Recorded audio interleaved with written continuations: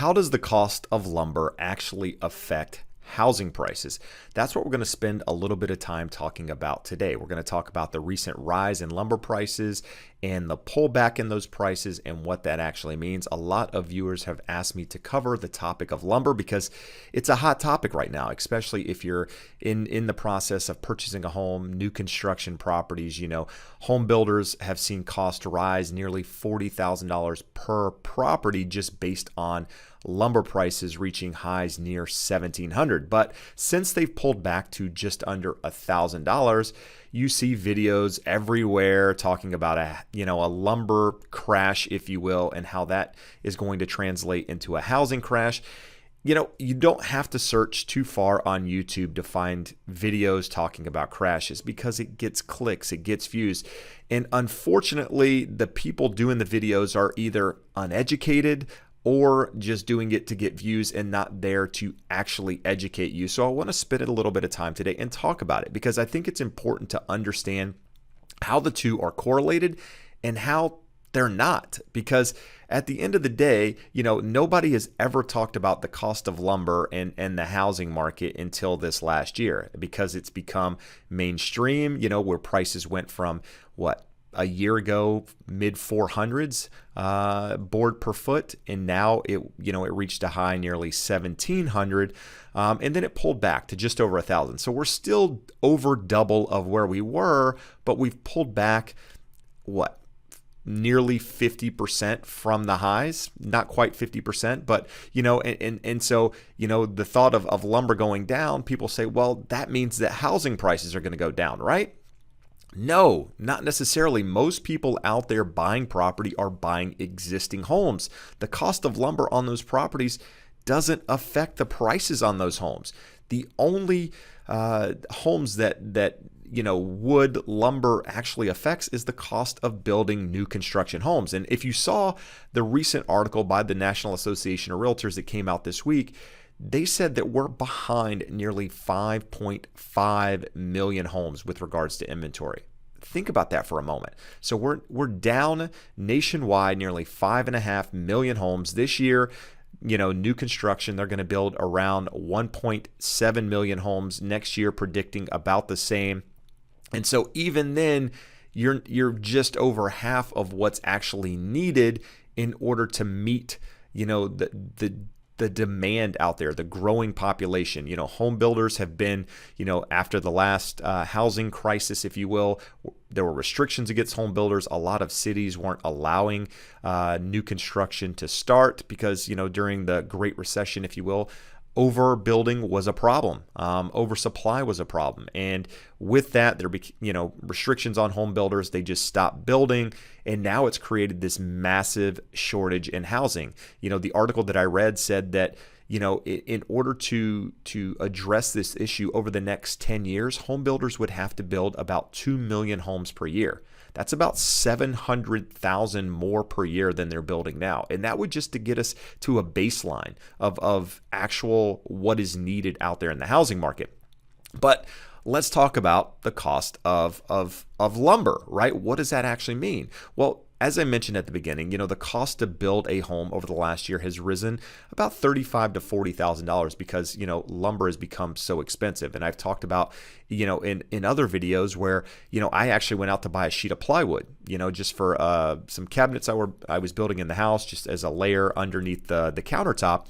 That board would normally be about $10, an 8 by 10 sheet of plywood. 3/8, what have you. And that sheet of plywood, instead of being $10, was nearly $90 when I paid for it. So it was 9 times the cost. But that didn't change my home value. That was a remodeling project that I was doing myself. Now, take that into the existing construction out there that people are buying. The cost of lumber on a daily basis doesn't affect those properties unless a seller is doing a remodel on their house to get it ready to sell, or a flipper or an investor is buying a property and they're remodeling it to sell. But most of the time they're remodeling those properties.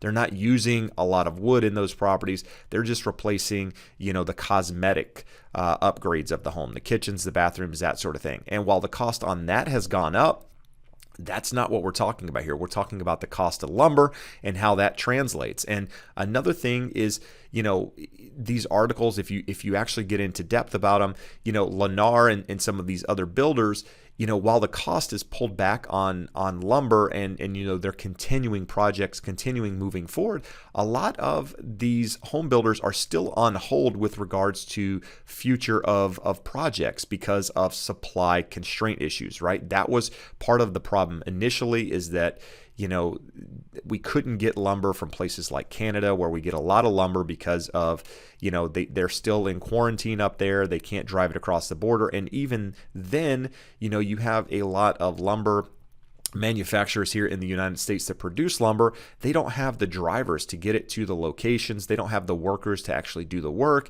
because of things related to the pandemic and what have you. And that's what created this backlog. And so even though the backlog is working itself out, these home builders aren't ready to say, hey, look, we're going to do all of these projects in the future, because they're not sure of the supply constraints. They're not sure how long it's going to take these suppliers and this bottleneck to work its way out at the end of the day.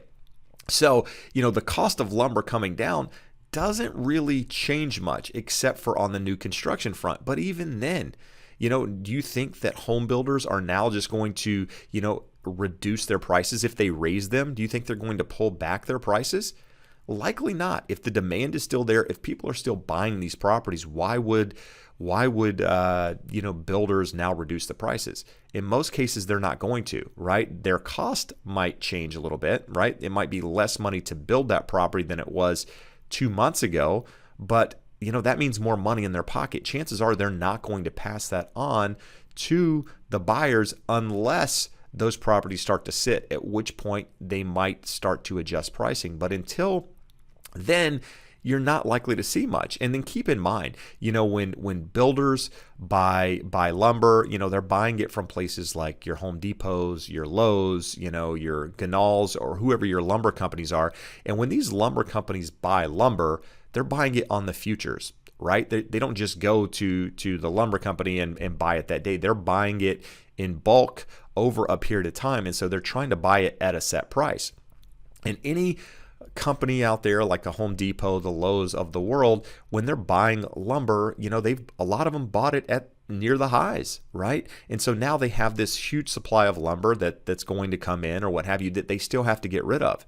It's, they're not going to just drop the price of that lumber because the futures have gone down. They're going to continue to sell it pretty close to what they paid for it, because otherwise they would be losing money. And projects still have to move forward, remodels still have to move forward, builders still have to do additions or what have you. And so the idea is, although you've seen the price of lumber come down in the futures market, you're not likely to see it on going into the retail stores anytime soon, because they're still have a cost of which they paid for it. So it's going to take some time for this to work its way through the system. But again, this is about the price of lumber coming down. It's not going to affect traditional sales in the market, right? We're behind. We're very, very low supply of inventory. The report that I did yesterday, which I'll link to here, was talking about California. In California, we went from an average of about 1.6 month supply to 1.8 months, month over month. That's not a big increase, right? A balanced market is somewhere around 6 to 7 months of supply. So we're a very, very long way from a balanced market. Now, you'll likely to see supply increase over the next couple of months because more people feel comfortable out there, more people are out and about. Demand might be slowing a little bit because of affordability and that sort of thing. And so with that, you're likely to see more inventory, but that doesn't mean that just because the price of lumber comes down, that those homes are going to sell for less. Lumber never affected the value of those homes to start with. So keep that in mind out there. I just wanted to do a little video to talk about this. Didn't want to get into a lot of detail about it, but what are you seeing in your market with regards to new construction? Are you seeing prices come down? Are you expecting prices to come down? If you were buying new construction, did they raise the price on you? I had some viewers reach out to me and say, I think they were purchasing in South Carolina, and the builder was trying to raise the price on the new construction because prices were going up and they were having to buy lumber at a higher cost. Did you see that? What are your thoughts on the market? I'll continue to update you as more information comes out. If there's something you want me to cover, do me a favor, comment below. But for now, I appreciate you taking the time to watch. I appreciate the support. Hope to see you again soon. Have a great day. Bye-bye.